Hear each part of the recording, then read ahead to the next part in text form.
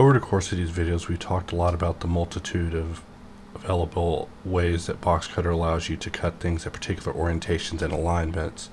Previously, we talked about working the corner, where basically you would look at your cube from an advantageous angle, and then under input you would enable alternative extrude, and you would be able to basically draw a box from view and actually clip the corner like so.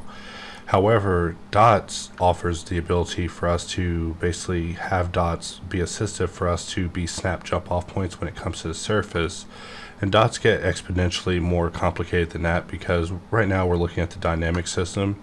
However, under the drop down, we have an option for toggling static dots, which is a different system altogether. Instead of rolling across the surface, we have dots appearing only where we hold control. But we also have the ability to press tab and actually pause dots and have them remain on screen. My hands are no longer on the keyboard. And I can even hold shift and scroll in order to subdivide dots depending on the type of dot configuration that's received.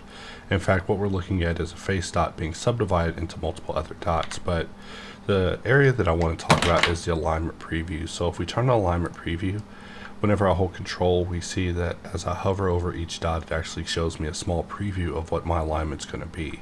So basically, if I begin drawing from here, I will get something just like this.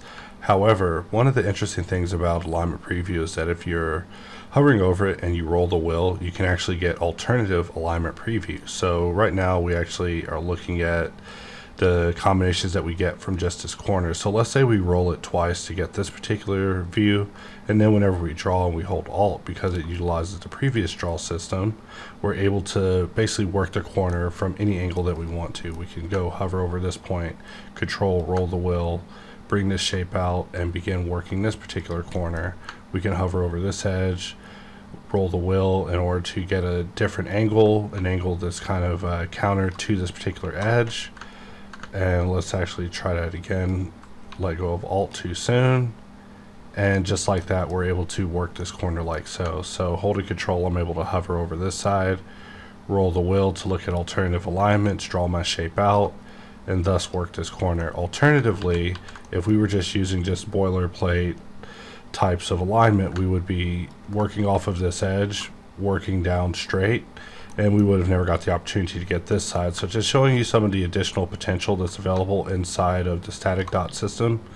Dynamic can be assistive for getting a quick alignment on the fly whenever you're doing just standard cue box maneuvers. However, for the more advanced stuff, you definitely want to check out static and some of the possibilities that it offers for really getting those cuts in there that'll help you just break the angle in the event that that's what you're trying to go for.